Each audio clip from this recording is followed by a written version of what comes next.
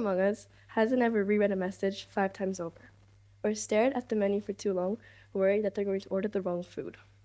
Well, for as long as I can remember, I've always been told, stop overthinking it. You're thinking too much about it. You're not in English class. Stop overanalyzing. But the current reality, as a teenager, is that overthinking is something that I do constantly. I practically eat, sleep, and breathe it at this point. Hi, my name is Maja, and I was asked to do this talk in October, finally accepted it in November, and by some miracle, I'm standing here presenting to all of you today. The original topic for this talk was supposed to be about something completely different. It was supposed to be about my life as a third culture kid, someone who never grown up in the two countries that they call home. But then, as it always does, the little voice inside my head convinced me to change my mind. May I please introduce the voiceover? The voiceover has a habit of creeping in when it's most unwelcome. When it's most inconvenient for it to be there, that's when it appears. It's not my voice, it's not my parents' voices, or any of my friends'. It's not one that I recognize, but yet at the same time, it's the one I'm most familiar with. It's the one that's been there with me the whole time. The first time I met this voice, it was my first day of school in Nepal. I had just moved there and I was excited to go. But the morning of, I woke up feeling completely different. I woke up with one thought on my mind. What if I find no friends? What if everyone hates me? And since that day on, the voiceover has been with me ever since. It comments on my appearance, my ambitions, my future, my past, my present. Anything it can get its so-called hands on. And so, while trying to write this script, I was on a plane, and at the time it wasn't really working out. So, I decided to read a book instead. And Me versus Brain, An Overthinker's Guide to Life. Quite fitting considering the topic. But while reading this book, I realized something. I realized that we're a lot more similar in how we act than what we think we are. The human thinking pattern is something that we all have in common. And so when we feel alone, we never really are.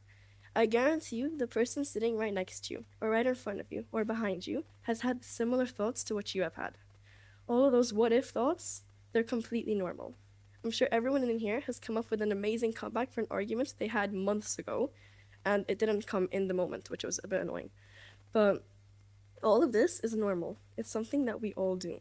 And so, while reading this book, I also came to my own conclusion, that overthinking has such a negative stigma attached to it. When we overthink, people automatically assume it's linked to stomach aches or headaches or these negative things, and so, rightfully so, we would think, okay, yes, this negative stigma belongs to it. But the thing is, when those things happen, it's our brain attacking itself. When you have a negative stigma to something, your brain subconsciously is hardwired to fight it, to go against it. And so that's why you feel these side effects. Now there's two spectrums to this. There's the mental side and the physical side. The mental side is what most of my friends belong on.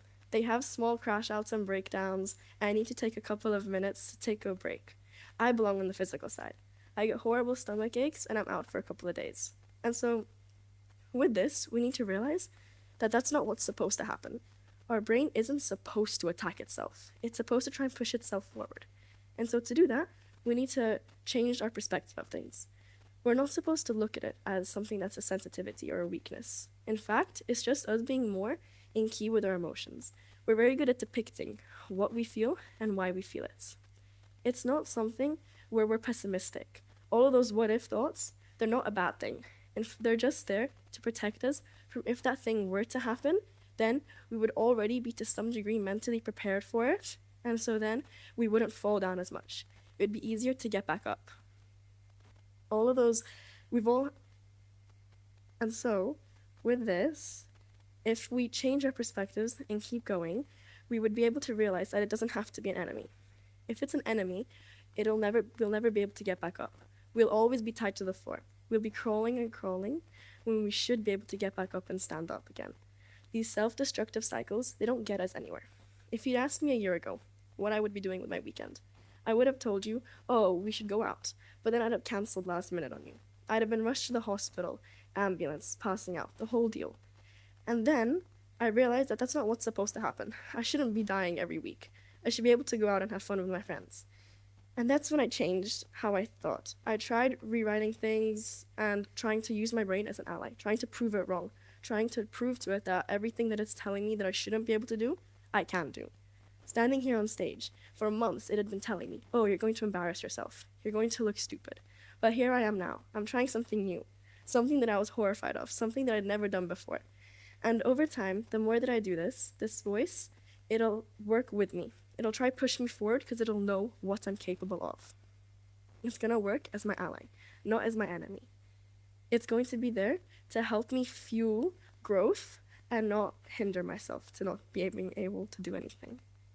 So, from this, you need to make sure that your brain is your ally. It'll help you push yourself forward unless you don't let it. If you fight against it, the mindset is controlling you. You're not controlling the mindset. And your brain isn't trying to go against you. Yes, your brain, it's in charge of so much more than you think of. So you have to have some sort of sympathy for it as well. Your heart beating inside of you, your stomach churning, it's all controlled by your brain. And now when you have an external force, you have an annoying colleague or a big deadline coming up, it's going to feel overwhelmed. It's going to be scary. And in those instances, that's when it's important to listen to yourself, to work with your brain, not fight against it, not constantly push it forward, not do something that it's not capable of doing.